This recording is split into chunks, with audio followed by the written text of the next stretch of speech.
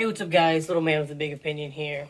I'm getting ready to cook some salmon and looked up a recipe for doing it in a cast iron. I really enjoy cooking with cast iron. And so we're going to warm the pan up, put some coconut oil inside that pan, and then we'll do about 3 minutes on either side, and we're going to use salt, specifically Himalayan salt, and then that's all we're going to put on it. Regular season-wise, I'm going to use the usual to give it a little bit more kick. And then after the first side's cooked for 3 minutes, I'm going to flip it over, put some butter, and then I'll put the parsley, garlic, and basil in there and baste the top. Cook 3 minutes on the other side, and then it should be, that nice, perfect, slightly crunchy on the outside, but warm and juicy on the inside. So why am I telling you what I am cooking for dinner? Well, I'm cooking a meat. For a lot of preppers, you put away, foods and stuff to eat in a societal collapse. And having meat, it's a wonderful protein. But what I think the more important thing with this is the seasoning. Because like anyone can make the argument, bland foods, while you can eat it, in dire situations, having seasons to spice up that food, to change it around, is extremely important as a prepper. Spice, in general, has been important throughout history. I mean, at one point, it was how Roman soldiers were paid. They were paid in salt. The spice trades throughout the colonial times, a lot of the spices that we have didn't come from the area that you lived in. And people would travel all over the world. They tried finding quicker routes to get to it. And it's something that has made life extremely bearable. If, grid down situation, you've stored away all of your essential food items, your rice, beans, you've dehydrated meats and all this other stuff. At some point, regardless, unless you've got all of the money to be able to put away hundreds of pounds of all of this different stuff, at some point you're going to run out and you're going to have to replenish those stockpiles. I'm also putting the coconut oil in after the cast iron has been heated up, because if you put it in beforehand, you'll melt and burn your oil. And my coconut oil is coming in a solid form. It lasts a bit longer than a liquid coconut oil. But back to what I was saying. One of the ways that you're going to resupply your stockpiles is hunting, fishing, and ranching. Whether you've got goats, chickens, rabbits, anything domestic like that, or you have to go out and hunt for your rabbits, squirrels, deer, buffalo, elk, moose, whatever you're eating. If you just cook that food and then you eat it, it's going to be bland and you're going to get tired of it. Like I said, the way that I am cooking this salmon is pretty basic. Salting it releases some nice flavor. And then the butter, garlic, basil, and parsley Just adds extra texture and flavor.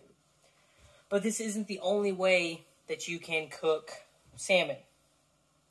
It's also about to get a little loud after I get these flipped over and put into the pan. How you know you've got your pan to the nice right temperature is you want that nice sizzle. That's how you'll get your crunchy outside, but softer, juicier inside. So we're going to hear this nice sizzle. There you go.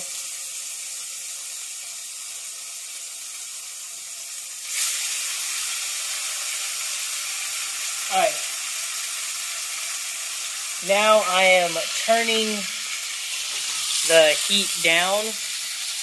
Like I said, 3 minutes on one side, 3 minutes on the other. I'm going to walk away from it just for a little bit, check my watch just to make sure I've got the time, and then we'll talk about, seasonings some more. So, the biggest point of your seasonings is to add variety to what you're consuming. I could make this spicier and put more of a crushed red pepper and just a spicier seasoned blend on it. I could use lemon pepper and butter. I don't know if you can do, or people really enjoy a sweeter salmon. But on top of that, you can get different textures out of it by baking it. You could do a full wrap inside of a fire. That's a more primitive baking method of it. But your seasonings, and I'm specifically talking about salt, is also a very great preservative. So if you stored away a lot of salt in your spice variety, then you'll be able to, that food that you're producing to replace your stockpiles as a prepper will be able to last much longer. Because in a societal collapse, there is that very real possibility that it doesn't pick back up before your supply of nutrients runs out. And so having these spices, specifically salt, to be able to preserve your foods when they're not in, growing season is going to be extremely important. Now that this is calmed down a little bit, I'm going to flip it over, toss the butter in, add my range of seasonings, and get this done so that I can eat dinner and go to bed. Outside of stockpiling seasonings for your own personal use, the other big benefit of putting away seasonings is a barter item. Because other preppers... Alright, I had to pause the video and bring it back because of a phone call. But, like I was saying, it is a wonderful barter slash trading item because, like everything, if you have something and someone else does not have that something, and it will make their life better, then they were probably willing to trade something that they have excess of to heighten their quality of existence. So, if you're putting away substantial amounts of seasoning, and it goes for anything prepping-wise. Obviously, if you've prepped food and someone else is hungry, then there's a lot of things that they would trade or agree to get a hold of that food. Same thing with water, firearms, shelter, warm clothes, all of those sort of things. And so don't just look at this as, I've got enough seasoning to keep my food enjoyable for the foreseeable future. Also look at it as, you know, at some point you could run out of something. Your crop yield could fail that year. Your hunting trip could be unsuccessful, and you would be willing to trade something that you have. So with that being said, I've rambled on long enough, but in the comment section down below, go ahead and if you would so kindly help me out, give me your favorite recipe with fish, how you prepare it, what seasonings, what extra you add with it. I'm just doing, you know, cooked rice, and I'm putting this on top, and I'm kind of mushing it together. But you might do it differently. You might not use cast iron. You might just use a regular pan, and maybe there's a better benefit out of it than using cast iron. But let me know in the comment section down below how you cook your salmon, maybe how you cook your trout or tilapia or your bass, catfish, whatever. And we'll get a discussion going. And if I like your recipe, then maybe I will make another prepping video talking about something, why I cook dinner with your recipe.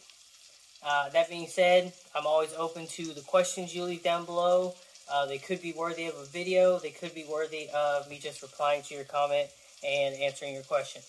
But with that, like, subscribe, and when you do subscribe, hit the bell notification. That way you never miss a video that I upload, and I'll catch you in the next one.